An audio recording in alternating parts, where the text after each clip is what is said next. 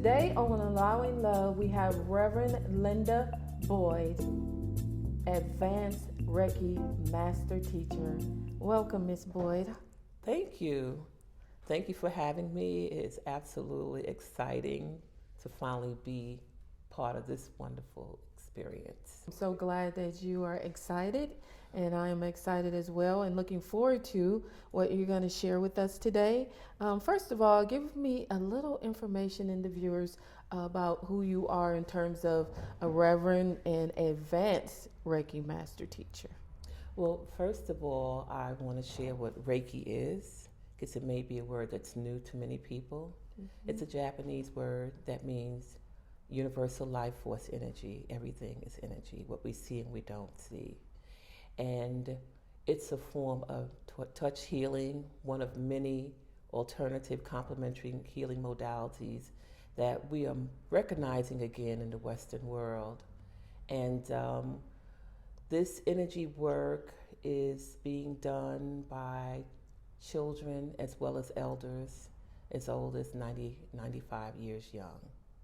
So this type of energy is totally non-invasive, and that means you don't have to disrobe, but you are sitting or lying comfortably, and the practitioner, the energy comes through their hands from the divine source.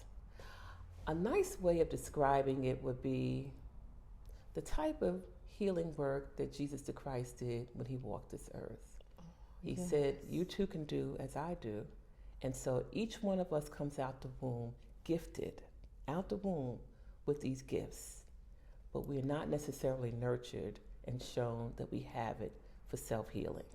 And like when you speak of Jesus, I've always questioned, before Jesus left the earth, he said, greater works shall we do. And just to know that, and you pointing to Reiki being a form of healing, as Jesus actually, when he walked the earth, that it was the energy and the life force flowing through him, and that we can open ourselves up to allow that same type of healing energy to flow through us. That is really exciting to know. Exactly. Awesome. Exactly. So, how would you define love? What is your definition of love? You're love. I'm love. Yes. These awesome flowers that are blooming this season, the birds chirping again, all this beautiful air, the sunlight, it's all love. Yes. Because the Creator provided it for us out of total love. So everything is love if we allow it to be. Yes. And so when you say that I'm love and you're love and the flowers are love, and if we look at everything as being such, I believe that we would experience that love that we see and open up our hearts to experience. I agree, and I'd love to share what came to me in regards to giving a little more information about what that love means to me in my experience on this life journey. I went back to being one of 11 children from a project in Brooklyn, New York, a 4-bedroom apartment with my parents. And I think about those two people and how much energy, time, and commitment they gave to making sure each one of us had everything we needed, and how conscious they were about that, and how I can say that I was clearly clear that I was loved. I did not realize for a long time that we were poor. I knew we had to wait our turn to get the pair of shoes you may need, but I never felt empty or any space or void. There was always an abundance of love.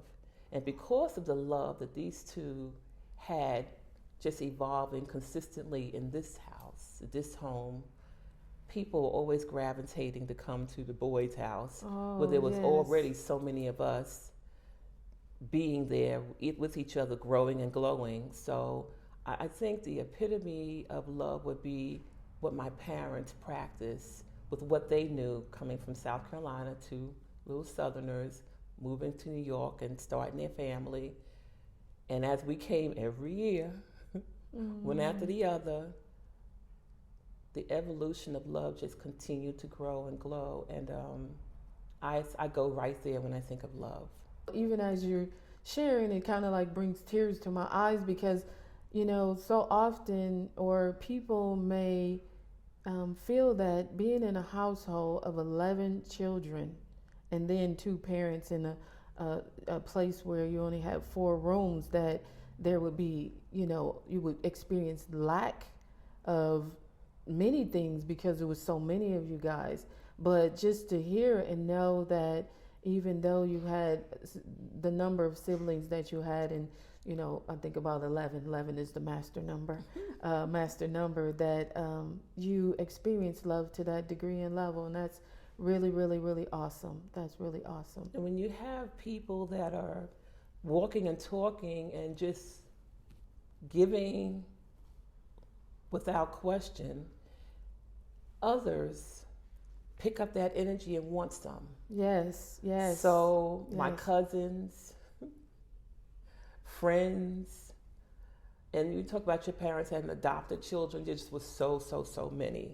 Mm-hmm. So you just gave me an opportunity to just remember and honor my parents. Yes. And who they were and who they strived to be. And so, yeah, we were blessed and able to move into a big house in Bedford-Stuyvesant, and where everybody had their own room eventually, and that's all good. But the love in this smaller space was consistent as well. And, one of the things, even as, you talk about your family and your siblings and how people gravitated to you, so often people seem to make things hard. But if we open up our hearts and allow, it's not about trying to love someone or forcing yourself to love another, but to open up your heart. And when you do that, you're allowing it to flow in you, through you, and around you, which again, love is the energy that attracts, just like honey bees to honey. And it's in such a timely moment right now talking about the subject of love, because we're in the midst of this presidential race, yes, this election piece, and it relates directly to consciousness. So there's conversations that are going that are such a low vibration, and that it's allowing people to consider feeding into that.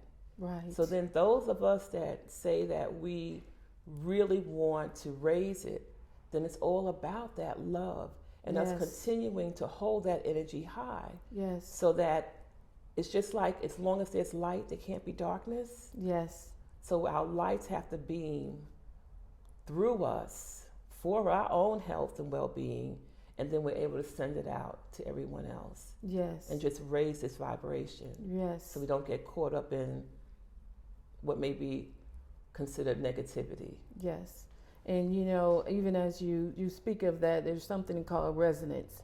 And if we all come together, those who have the consciousness of allowing love in and through us, then everything else around us has to rise up to that same level. And that's the reason why it's so important for us to share the message of love, to allow love in and through us, so that even those who are not aware or who is not thinking on those lines, when they experience the love, just like you said, people are drawn to you and your family because of the love that you guys shared and experienced. The same thing will happen in our circles, which goes beyond our circle, and then touching those outside of who we may know. Exactly. And so it's very, very important for us to, again, like you said, to share this message and help people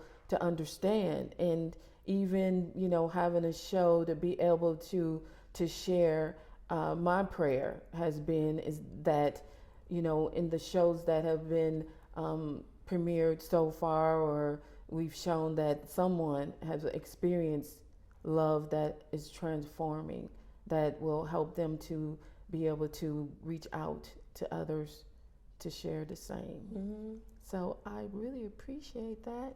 And so you shared your experience in terms of your family. So how do you allow love, and in what ways do you express and allow love in your life every day?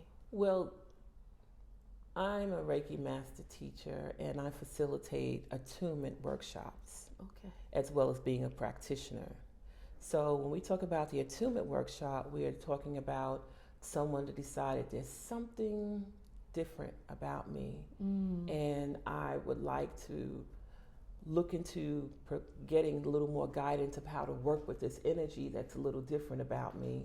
How there's people that are blessed with being told, "Ooh, you have the special touch. You just touch my shoulder, and your soothing warmth just really minimized the discomfort I was experiencing." There are people that are in tune with, it doesn't take much more than acknowledging someone by making eye contact with them and just smiling. So this person might decide, I want to take this class. This class, this Reiki attunement class, teaches you self-healing. And in your self-healing, you learn more about the chakras, which are the energy openings in the body. Yes. And in the Western world, we acknowledge 7 of them. Yes. And they really accounted from the root chakra to the crown. We learn about auras, the energy field around us. We talk about crystals. We talk about overall physical health as well as spiritual health. And then we learn hand placement.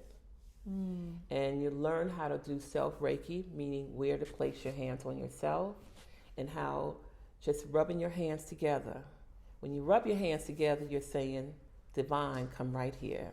Spirit, come awesome. here. God, come here. Allah, come here. Jah, come right here in my hands. Oh, that's awesome. And you're taught to rub your hand together and then place your hand on yourself. And almost automatically your eyes are going to close because you're now feeling the vibration of your energy on yourself. And you allow that energy to penetrate. And so we move our hands to different parts of our bodies for our own physical healing. Another aspect of that class is you learning how to apply that for others, to do Reiki with others, with your friends, your families, your pets, your pets and your plants as well. Okay. All alive. So pets love the energy work. Oh, that's awesome. And when your pet picks up that you have this vibration, they just come and they turn over for you to just start, give it to me. So this is a reminder, this class, this training, there's 3 levels of it. And we're doing it in hospitals, we're doing it in nursing homes. I was invited to go to Benjamin E. Mays High School a couple of weeks ago for a wellness event they were having for the students and the parents, the students and the teachers.